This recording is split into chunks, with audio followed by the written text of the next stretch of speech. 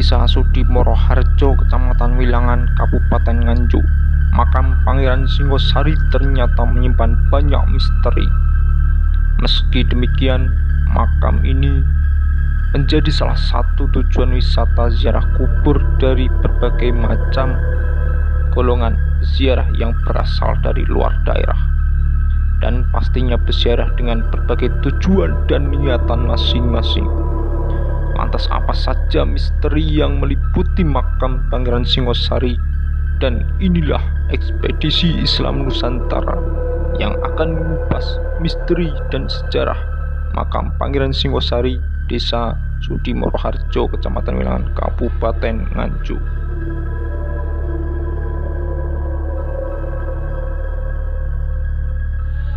Assalamualaikum warahmatullahi wabarakatuh.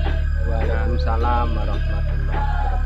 Berjumpa lagi dengan NU Wilangan TV di acara ini. Acara ini merupakan acara awal kita di tahun atau bulan Syawal, yakni acara ekspedisi Islam Nusantara. Jadi menguak sejarah yang ada di lingkungan kita, makam-makam bersejarah atau makam-makam aulia yang kita gali secara sejarah, kearifan lokal dan cerita nenek moyang. Nah, hari ini kita bertemu dengan Kiai Rokib. Beliau adalah pengasuh Pondok Pesantren Miftahullah yang berada di Desa Sudimoro Harjo, Kecamatan Wilangan, Kabupaten Nganjuk, yang rumahnya itu sebelahnya ada makom aulia namanya Pangeran Singosari. Jadi orang setempat itu memanggilnya atau ngaran ini Pangeran Singosari. Nah, ceritanya bagaimana nanti kita dengarkan dari Mbak Yai Rokib akan bercerita tentang cerita-cerita dari masa lalu atau dari nenek. Mbak Yai Rokib, makom Pangeran Singosari itu atau ditemukan menjadi makom itu mulai tahun berapa atau berapa? Setahu saya ya sudah begitu adanya, cuman saya mendengar dari berbagai sumber, mengamati, terus cerita-ceritanya bagaimana itu sampai sekarang masih dalam kondisi kontroversial. Tapi makomnya itu sudah sejak nenek moyang itu, batunya gede-gede, ompaknya gede-gede, seperti itu sudah wujud makom seperti itu. Kita tinggal mendengarkan cerita-ceritanya. Kalau menurut ceritanya itu bagaimana? Atau beliaunya itu dari perjalanan atau dari atau bagaimana? Kalau menurut nenek moyang atau mbak-mbak ini? Nah, itu ada beberapa versi. Konon kabarnya itu candi, konon kabarnya itu masjid, konon kabarnya itu makom aulia, dan lain sebagainya. Itu kontroversial, tapi masyarakat sini mayoritas itu meyakini bahwa itu makom aulia yang namanya Pangeran Singosari. Hal itu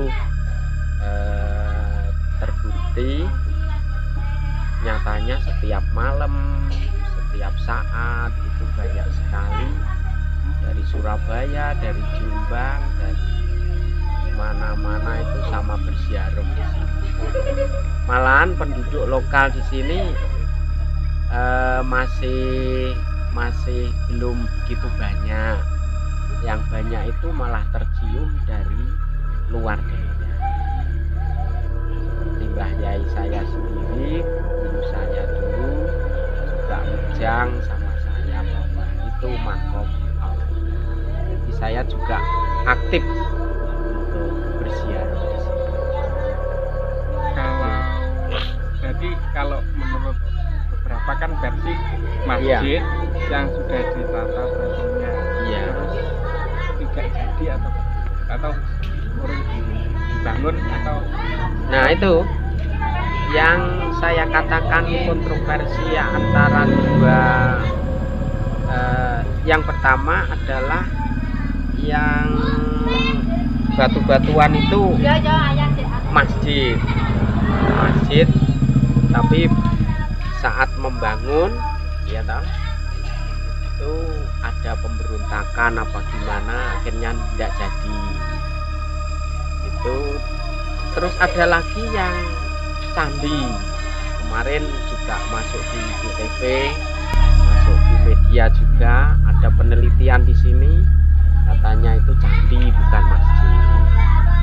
Saya sebagai generasi baru tidak bisa serta-merta memvonis itu benar adanya masjid atau benar adanya candi. Saya wallahu alam, karena itu sejarah tempo dulu.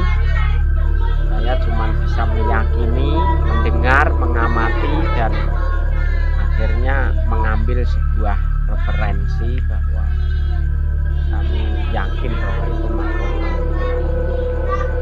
kalau menurut kalau kondisi lahannya itu milik desa atau milik Makom makom? Ya. Memang makom. memang bilangan sekitar 100 meter mulai dari ujung utara sampai selatan. Ya, makom itu berada di ujung selatan. Kalau di samping-sampingnya itu memang makom ya. Jadi dari kotaan masjid Ya, itu kan tengahnya ada pohon. Kalau samping-samping ini ya makom atau bukan? Karena makom-makom yang bekas makom atau? iya ada sebagian ada yang di sekitarnya. Cuman itu dulu makom itu betul-betul keramat, soalnya menurut cerita mbah-mbah Sabene tidak ada pohon itu yang nangkup di atas makom, semuanya keluar sebesar apapun, tidak ada yang ngiyup-ngiyuping makom itu enggak. Terus ada lagi kabar-kabari bahwa dulu kalau ada kapal terbang yang ada di atasnya aja bisa jatuh. Ada lagi kabarnya burung yang melintas di atasnya pun juga jatuh dulu. Tapi karena sekarang mungkin sudah kondisi zaman berbeda dan lain sebagainya, saya nggak tahu cerita dan Kalau menurut guru jenengan atau kiai jenengan itu makom ini atau ada itu ketika atau di zamannya Wali Songo atau karo Syekh Suluki itu aman. Kalau menurut guru jenengan barangkali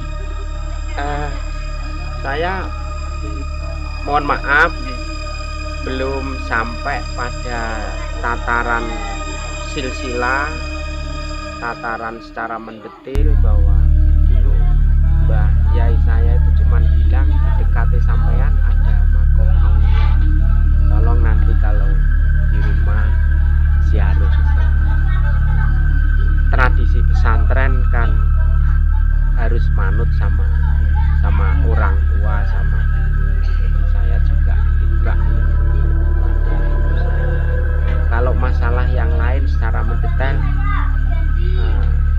tidak berani daripada nanti keliru, karena sejarah itu kan harus ada pembuktian yang jelas, disiplin ilmu yang jelas, tidak serta-merta. Jadi mohon maaf kalau mengungkap sejarah saya angkat tangan. tapi kalau ini kalau biasanya kan ada makom itu penduduk setempat itu biasanya nggak ada selamatan atau apa di situ. Iya. Sikap. Setiap tahun itu suroan itu pasti selamatan di situ. Tapi selamatan bukan berarti apa ya, sesaji. Selamatan di situ kita cuma mungkin pada zaman dahulu kan enaknya di mana ya kita berkumpul, enaknya di di makam tokoh itu aja sambil berziarah, mungkin begitu ya. Nah, hal itu menjadi satu kebiasaan adat yang temurun-temurun sampai sekarang. Sekarang itu kalau suruhan nanti masyarakat berkumpul membaca tahlil, tapi hanya sebatas sebagai perantara di situ, lantaran mawon barokah Mbah Wali kita bertahlil di situ.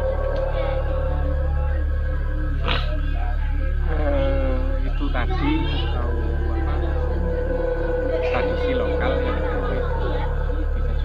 juga tepatnya di makom Pangeran Singosari. Bentar lagi kita melihat makomnya. Betul. Oh, ngerti gitu. Di lokasi yang dianggap sebagai makam ataupun bekas candi zaman kerajaan Singosari ini, Pangeran Singosari sengaja melanjutkan perjuangan para leluhurnya ke daerah kerajaan Singosari yang ada di desanya.